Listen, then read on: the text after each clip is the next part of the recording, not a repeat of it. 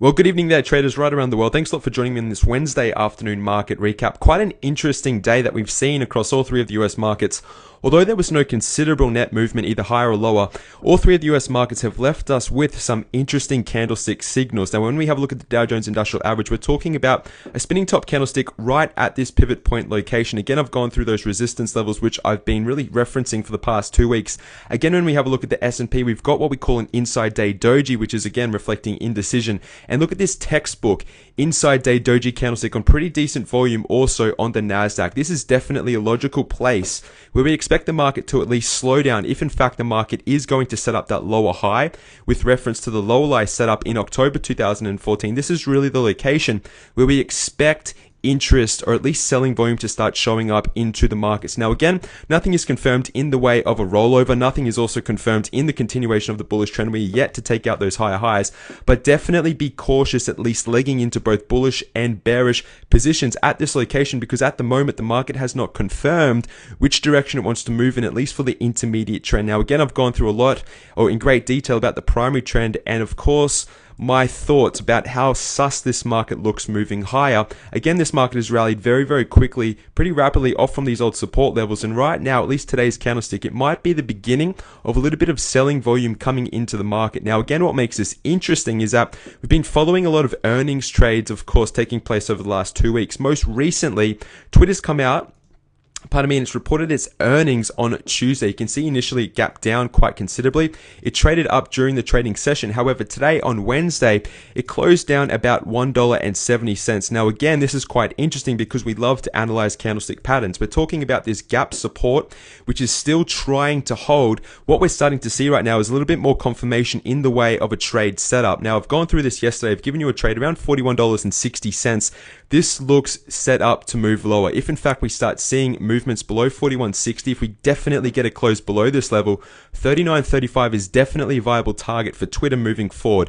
Now again, we're not confirmed in the way of a market rollover. We're not confirmed at least in a bearish pullback, but this Twitter trade, speaking about the type of gap which it has reported, of course, this looks as if it's some form of a breakaway or a complete reversal gap. Decent volume coming in on the sell side of Twitter, and of course that bearish engulfing candlestick most recently on Wednesday. This definitely looks like a decent trade moving forward, at least into Thursday and Friday. Now again, Facebook came out today, actually. It reported its earnings. It looked as if it was going to open a little bit lower, but you can see that it's the same, type of candlestick. You can see that it originally gaps down, it tries to trade lower, it fails, and then we try and trade higher. This also has failed today. Now this candlestick here is what we call a spinning top. It's really what's reflected on the Dow Jones Industrial Average as well. It's just indicating indecision between the buyers and sellers of Facebook. Now if we start analyzing this in greater detail, you can see that the primary trend is still intact. You can see we're both above the 100 and the 200 simple moving averages. We've simply just traded back down into that 50 exponential moving average. So we can start to say, look, if Facebook wants to trade lower, if it wants to start moving roughly below about $74 a share, let me just bring this down just a little bit to, of course, account for market noise, really below $74.60, $74.59, well then there might be a quick little trade down to support around here. Again, for the more high probability trade, you're looking at an entry about $69.94. Personally, I will not be placing this Facebook trade. There isn't enough in the way of, I guess, directional confirmation, yes or yet. This is, of course, what could be a reversal gap similar to that of Twitter. But can you see the difference at least just looking at this candlestick right here? And of course, comparing it to Twitter, where we've actually seen the selling volume come back in, much more comfortable placing the Twitter trade at 41.60 over the Facebook trade just based off one candlestick, and of course the gap which has resulted. So there's two quick updates for you in regards to, of course, earnings trading. Now again, Baidu is set to release earnings after market close. I did have a quick look at Baidu. It is trading down only a little bit. It's nothing, or it's not too much at the moment. This is going to be pretty exciting because if Baidu can hold and this market breaks out bullish, again, they are pretty much at long odds at the moment, really dictating where the market's trading at the moment. But if we start to see any bullish activity after earnings with Baidu, this 232.19 bullish entry could be an absolutely incredible trade, because again, we've based ourselves for about 3 months. Either we're going to break out above 232.19 or going to inflict technical damage in the way of signals. Now, again, we've been speaking about divergence setting up. Again, we're trying to break above those higher highs. If we can't do that and we get confirmations below at least this swing low, let me just bring this trade trigger up just a little bit for you. If we start getting any movements below about $206.28, look to start entering into put contracts on Baidu. Again, I want to see the break of this 100 simple moving average. I'll bring this down just a little bit more. Again, of course, it's going to be a little bit volatile over market, or at least in the futures markets regarding Baidu again. But this is definitely a stock which has got me very, very interested, at least for the net movement, which of course is going to result from its most recent earnings release. Now, just to update you, of course, across the other stocks which we follow here, Apple again continuing to move higher, up 60 cents. Please pay attention to the volume, okay? It is a decent trade so far. It has worked out very well. Again, I'm sitting on the sidelines. I've missed this potential trade. Everything's easier in retrospect when you analyze the markets and also individual stocks. But again, it's just continuing to trend higher. Very, very interesting signals on Apple. Don't beat yourself up if you haven't got into that particular trade. Amazon, interesting candlestick today. We're starting to see a bearish counterattack, almost a bearish piercing pattern. Very, very interesting, because we've been speaking about this overhead resistance. Much like many of our trades in the top 12 individual trade list, we've been expecting the bounces in many stocks, and we've been setting ourselves up for the potential rollovers of those individual stocks. Now, again, this is by no means any confirmation of a bearish trade on Amazon. I've got a few emails at least coming in today saying, look, how do I trade Amazon? Look at this individual candlestick. It's at these exponential moving averages. Again, it's not confirmation. I'm waiting for confirmation below that trigger, about $282. If in fact we just continue to move sideways and we get some better ranges in the way of structure, lower and higher, I can start to bring that bearish entry higher up with more confidence that it's going to come down to 285. At the moment, it is still speculation. Moving on to Caterpillar again, I've gone over the weekend in pro my reluctance to start trading any of these triggers with the dotted line, okay? It's just too risky to be doing this stuff, especially when we're speaking about trades moving back up into the 50 exponential moving average. What we really need to take note of is the potential of the rollover. Now, again, this takes time to set up. I've made that very clear over the weekend and throughout the past weeks, and of course forever, but really that 97.12 entry is starting to materialize much more. Now, again, we need some additional days, but you can start to see the selling volume in Caterpillar, at least the candlestick, the sentiment at this very important pivot point right here, around that psychological round number of $100 before we can start legging into put positions. At the moment, I'm keeping the trigger here around $97.12. Again, with Disney, my reluctance to trade with these dotted trade triggers around $89.35. At the moment, if you took this trade, you'd only be slightly profitable, but look at the risk that you're holding just based up for this small target up here, about $90.84. Again, this is going to be dictated largely by what the markets do. When we speak about the markets at the moment, we're still in no man's land. So it's still a good opportunity, at least, to be sitting on the sidelines and waiting for better confirmation. Again, I've spoken about Twitter and also Facebook. These are definitely setting up trades. Also, the Baidu earnings is going to be interesting. Let me just continue down the list. Google, again, fighting that overhead resistance. If I change to the exponentials, you can see rallying back up into that 20, that 10, 50 exponential moving average. Again, I can start considering bringing up this bearish trade trigger for when Google rolls over.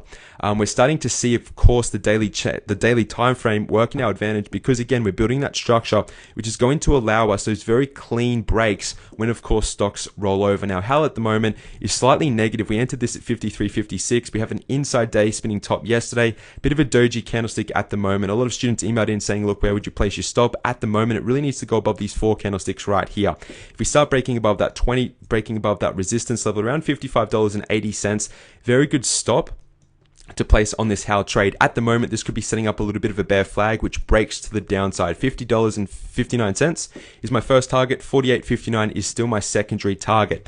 Moving on to Netflix, look at this. We can see the beginnings of potentially rollover right on this pivot point level. Now, again, this pivot point has been here for a very, very long time. Let me just change to a weekly and show you what I'm speaking about. This goes back to the end of 2013. We hit it and we sold off.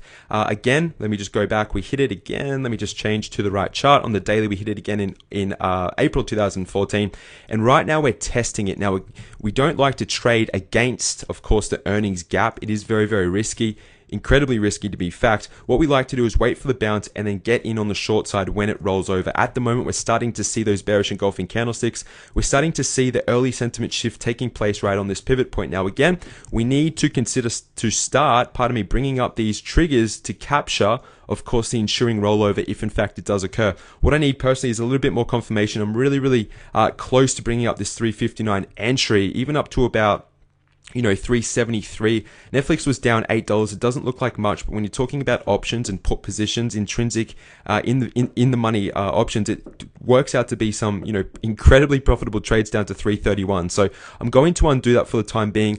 I'd love to see market confirmation. Right now, we're either going to see it or we're not. It's as simple as that. Is this market going to roll over? Is it going to struggle to move higher? Are we going to start seeing selling pressure? If we start seeing that, then all of these trades are going to confirm. The Twitter trade, the Facebook trade, the Caterpillar rollover trade, the Amazon trade, all of these trades are going to start confirming. At the moment, we're starting to see those early warning candlesticks, but it's not enough. It's too premature to be aggressively entering in on the directional side of those trades. To conclude with, we have Tesla. Tesla's a bit of a chop fest at the moment, down $4 or $5 today. Really an inside day candlestick. At the moment, it's too soon, or it's too late actually, to be looking at entering into new positions on Tesla because earnings is just around the corner. Now, we've seen high volatility. It was one of those unfortunate trades, very, very profitable trade based off, of course, Monday's trading action at 227.76, came within 50 cents of our target.